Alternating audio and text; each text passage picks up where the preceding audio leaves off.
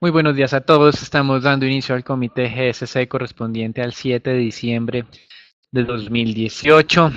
Datos económicos que se han dado a conocer, destacando un índice de indicadores líderes en Japón en su medición preliminar fuerte de desplome para el mes de octubre, pasando de 104 a 100.5 unidades solamente.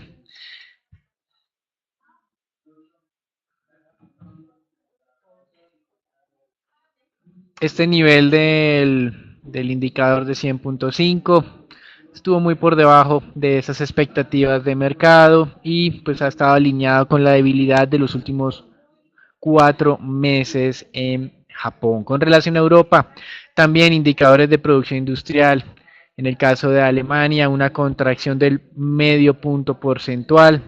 En Francia, una contracción de 0.7%, correspondiente al mes de octubre, resaltando pues ese debilitamiento de corto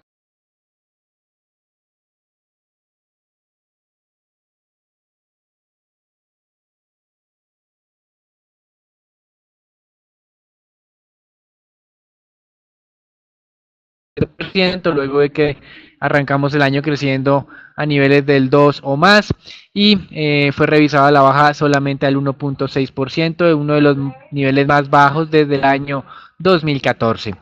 Con respecto a América Latina, era la fecha de publicación de inflación en varios países. Brasil, reducción de la inflación más fuerte de lo anticipado por el mercado, del 4.56 al 4.05%.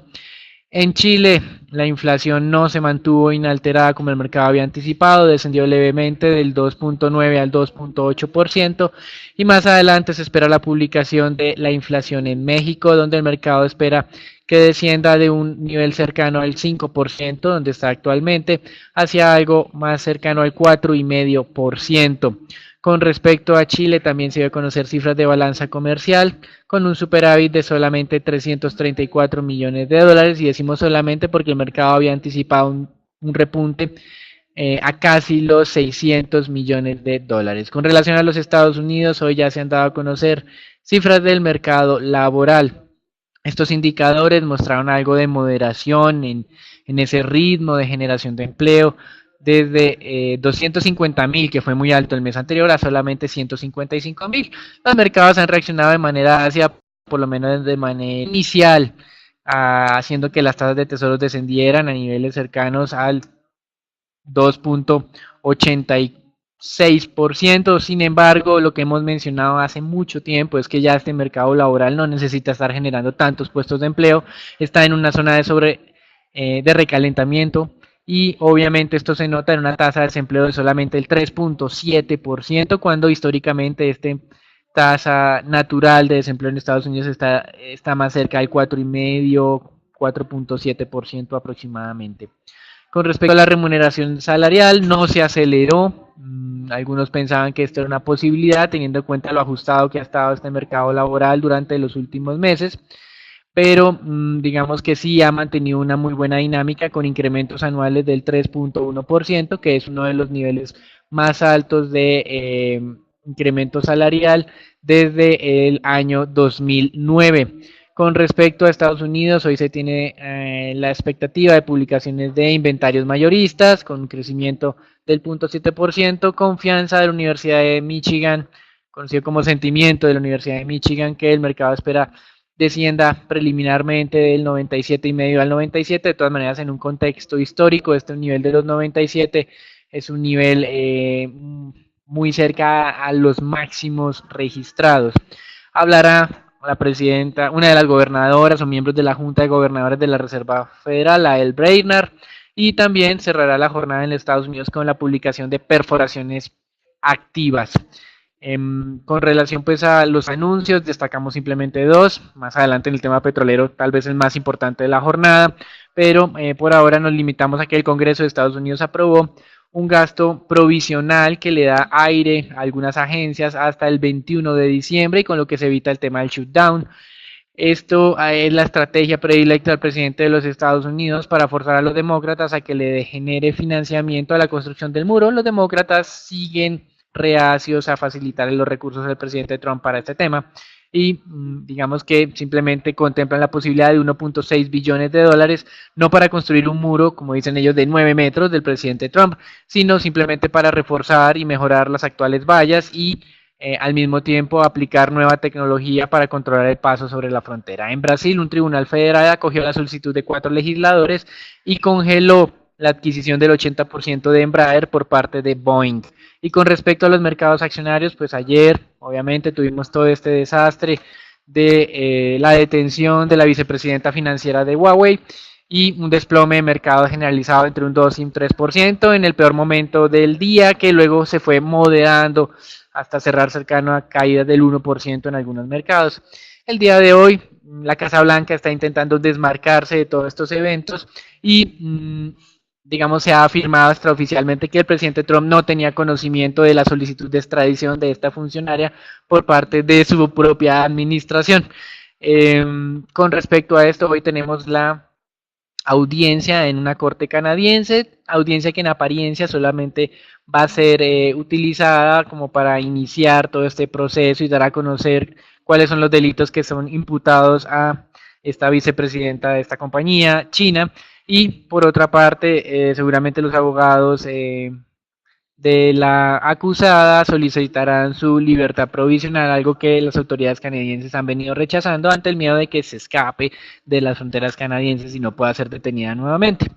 Con respecto a la dinámica del día de hoy, en apariencia desmarcaje de la Casa Blanca ha tranquilizado un poco a los inversionistas y ha permitido que exista algo de valorizaciones. En Europa ustedes pueden ver avances cercanos al 1,5%, los futuros en Estados Unidos con al menos un incremento del 0,2% en la jornada de hoy. Desde el lado corporativo, interesante, la segunda huelga de trabajadores de la aerolínea LATAM. La primera fue con cerca de 1.000 empleados de la compañía y pues esto simplemente muestra que lo ocurrido en Colombia con Avianca durante el 2017 es casi que el pan de cada día de estas compañías. Eso es todo por ahora, los dejamos con Raúl. Buenos días. En cuanto al comportamiento accionario en Estados Unidos, podemos ver que el índice S&P mostró fuertes valorizaciones en la jornada de ayer, intraday, aunque mostró recuperación a cierre de la jornada, como se puede observar en comportamiento intraday. Se puede observar que el índice tuvo una fuerte valorización, está cayendo casi un 2, un 3%, pero se recuperó y cayendo tan solo alrededor de un 0,8%. Principalmente, como Daniel lo mencionaba anteriormente, teniendo en cuenta menores optimismos en cuanto a un acuerdo comercial luego del arresto de la ejecutiva de Huawei.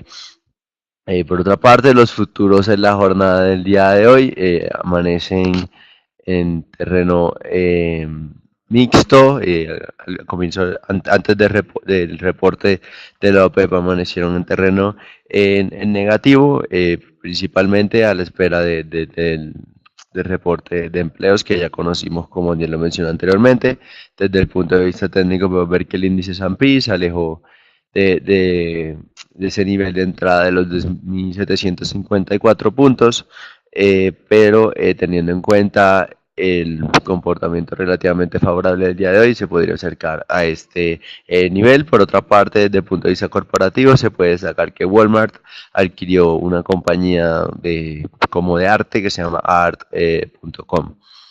En cuanto al comportamiento de las divisas, tenemos el dólar luego del conocimiento del reporte de empleo y el recorte de producción de la OPEP, podemos ver que las divisas latinoamericanas se fortalecen contra el dólar, mientras que las demás divisas, es decir, dólar, podemos ver que el dólar se fortalece en general.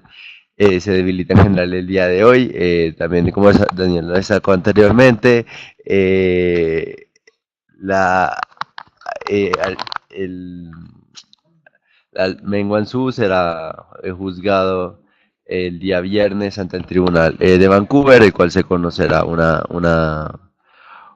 si se decide dar una libertad condicional a la espera de una posible extradición a Estados Unidos, y por otra parte la coalición del gobierno italiano pretende enviar un nuevo presupuesto antes del día miércoles a Bruselas para evitar posibles sanciones. Los dejo con el mercado petrolero con Daniel. El día de ayer mencionábamos que considerábamos que el impasse no era en la OPEP por tener algún tipo de acuerdo, sino el monto del recorte que querían acordar. Aunque veíamos algunas titulares asumiendo que no iba a haber ningún tipo de acuerdo. Nuestra posición el día de hoy, hace unos 20 minutos, fue revalidada con el anuncio de que efectivamente la OPEP acordó un recorte de 1.2 millones de barriles y que Rusia participará en el mismo. En este momento están saliendo aún los titulares de prensa correspondientes a esta decisión. Se ha puntualizado que esos 1.2 millones de barriles, 800.000 correrán por cuenta de la OPEP, 400.000 por países que hacen parte del acuerdo pero que no son miembros de esta organización. Irán confirmó también este resultado y digamos que era uno de los escollos que tenía este proceso, teniendo en cuenta que ellos justificaban la no participación en los recortes, teniendo en cuenta esas sanciones implementadas por los Estados Unidos a partir del 4 de noviembre de este año. Y también pues se tienen ya declaraciones del ministro de Petróleo de Irak realizando pues esta confirmación, así que en este momento, como ustedes verán más adelante en la parte técnica, se tiene un repunte del precio del petróleo a niveles máximos de las últimas 2 semanas. Pues bien, este era uno de los factores que nosotros estábamos jugados el día de ayer, que decíamos que iba a salir bien, que había algún tipo de dudas y estamos viendo ya en este momento, en los últimos 20 minutos, la respuesta favorable del mercado. Eso es todo por ahora, los dejamos con Raúl. Por otra parte, también, bueno, como ya Daniel lo destacó, el recorte de la OPEP 1.2 millones de barriles, también se puede observar una caída inesperada de inventarios de 7.3 millones de barriles contra una caída esperada por el mercado de 2.0 millones de barriles. Interesante es que esta caída fue contrario a la expansión de API de alrededor de más de 4 millones de barriles, lo cual, como se puede observar, al momento de ver la producción de Estados Unidos, esa se está frenando alrededor de los 11.700 millones de barriles, ya lleva alrededor de 3 semanas bajo ese nivel, como se puede observar en la gráfica.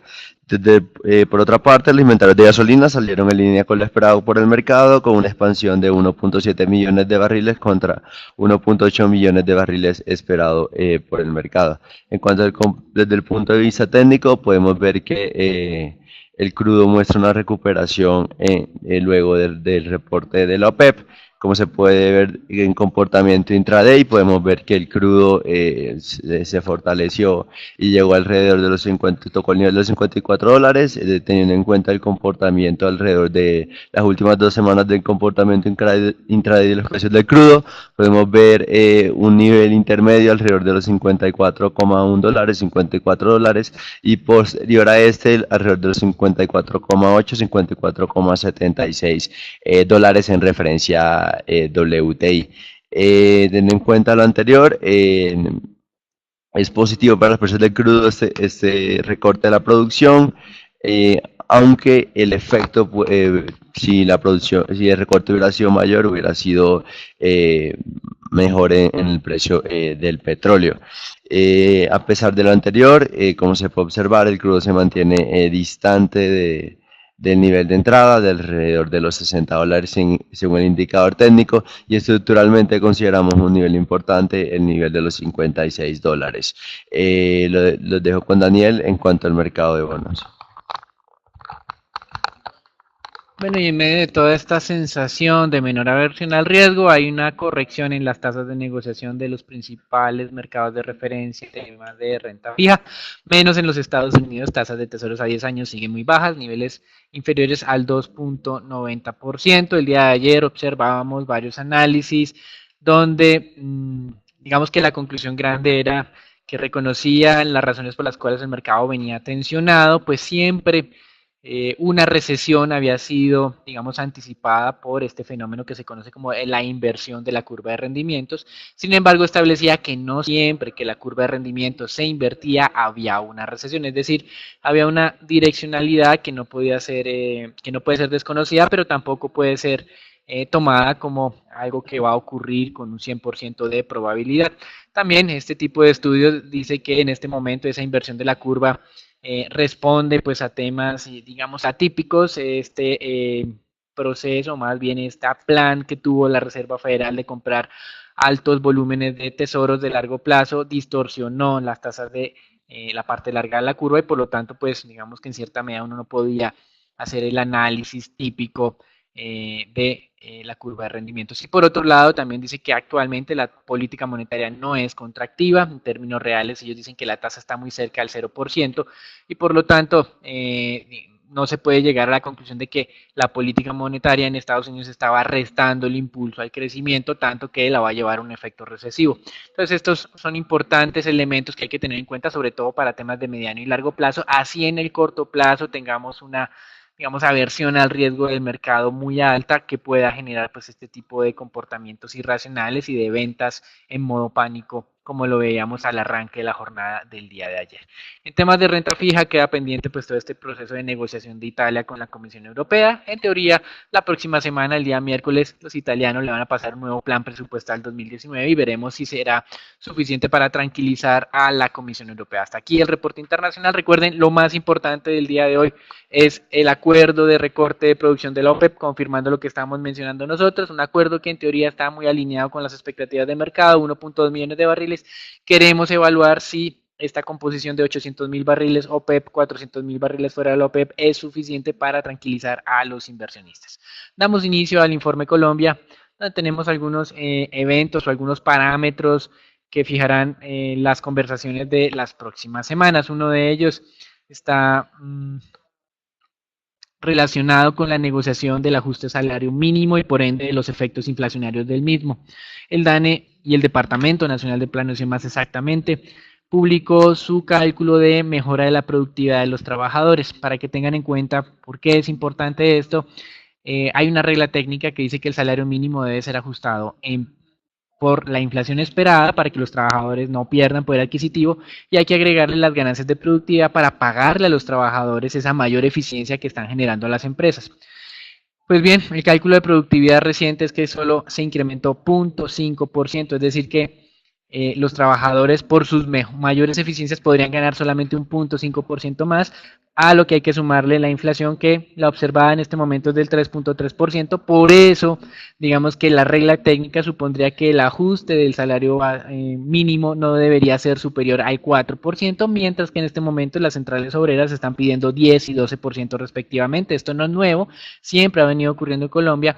Muy probablemente no se alcance un consenso y sea el gobierno que termine fijando el ajuste salarial vía decreto. Solo queda una duda y es que el Partido de Centro Democrático que eligió o apoyó al presidente electo estaba abogando durante la época de campaña por ajustes salariales del 10%, muy parecido a las centrales obreras, apartándose de las recomendaciones técnicas.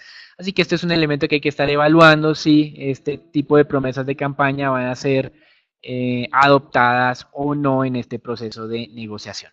El otro elemento que también impacta la inflación es cómo vienen las lluvias en Colombia con miras a esa ocurrencia del fenómeno del Niño. El mes de noviembre cerró con una cantidad de lluvias 14% por debajo del usual, sin embargo, la capacidad de los embalses utilizada o de agua envasada, digamos, en estas unidades aumentó desde niveles del 81.2 al 81.7%. Estaremos muy pendientes de hacer seguimiento mes a mes sobre esta dinámica porque pues esto sí tiene una o puede ejercer una alta distorsión de corto plazo en la dinámica de precios. Y la última información antes de que Raúl comience con toda la parte accionaria en Colombia tiene que ver con declaraciones del presidente de ISA, Bernardo Vargas, descartando la posibilidad de que ellos puedan readquirir las acciones que quiere vender de esta compañía. EPM, recuerden que EPM tiene más del 10% de participación en ISA, una participación que está valorada en cerca de 1.5 billones de pesos y hace parte esta desinversión del plan de compensación de todos estos problemas que le generó a ellos la construcción de Hidroituango y los retrasos de esta represa. Eso es todo por ahora, los dejamos con Raúl. En cuanto al comportamiento accionario en Colombia, el índice Colcap, bueno, se retrocedió levemente en línea con el comportamiento de los precios del crudo. Desde el punto de vista técnico, se puede observar que a pesar de que el índice estuvo muy cerca al nivel de entrada entre el martes y el miércoles, se retrocedió fuertemente, cerrando por debajo de los 1.400, 1.390 puntos. Un monto de alrededor de 133 mil millones, donde la acción pues, fue control, con casi un 45, un 40%, un 51 millones de lo negociado. Teniendo en cuenta un petróleo en referencia a Brent avanzando un error de un 5%, esto podría impulsar el índice Colcap a que vuelva a aproximarse a ese nivel de entrada, alrededor de los 1.414 puntos. Y estaríamos viendo un cambio de tendencia en alrededor de los 1.432 puntos sobre el índice colombiano. En cuanto al comportamiento de Ecopetrol,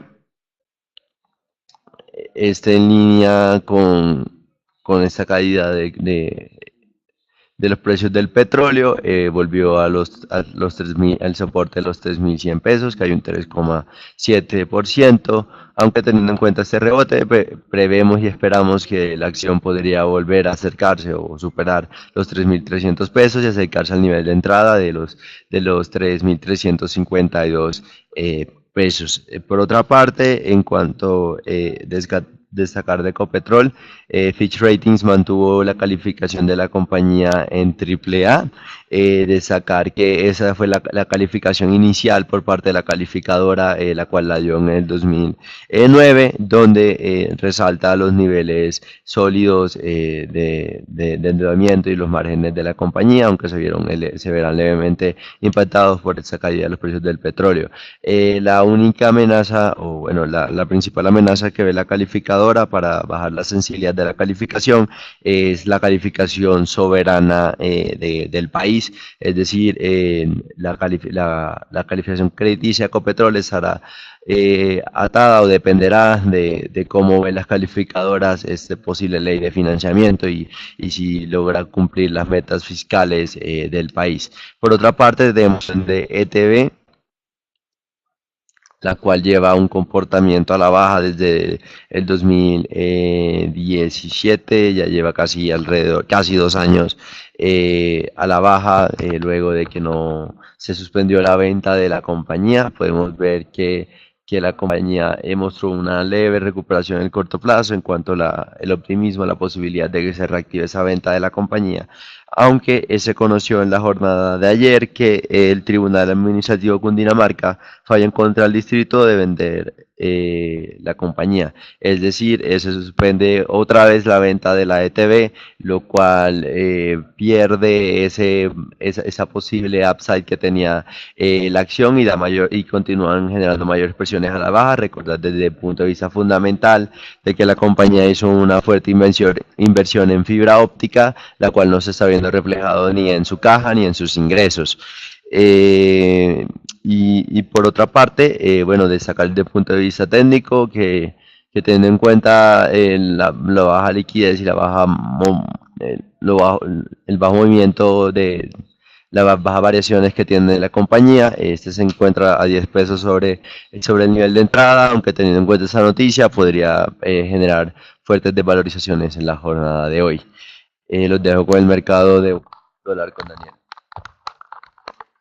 Bueno, y en dólar, de la mano de esta fuerte reacción del precio del WTI, hay un descenso del valor del mismo. Así que en la anterior jornada se negociaron cerca de 1.3 billones de dólares y para el día de hoy tenemos ese objetivo hacia los 3.130 que hemos hablado ya por cerca de 2 jornadas. Al alza, los niveles están cerca del 3.180 como posible nivel de resistencia y hacia abajo, pues esos niveles del 150 y 130 como niveles intermedios. Con respecto a el tema del mercado de deuda pública, se ha mantenido en ese rango de negociación que habíamos previsto ya hace varias semanas del 6.25, 6.30. En este momento, digamos que había arrancado o había cerrado el día de ayer cerca del 6.30, hoy nuevamente estamos acerca del 6.26. Como hemos mencionado, no tenemos mucha convicción de que pueda continuarse presentando descensos en las tasas de negociación de los TES 2024, por lo menos mientras sigamos considerando que la inflación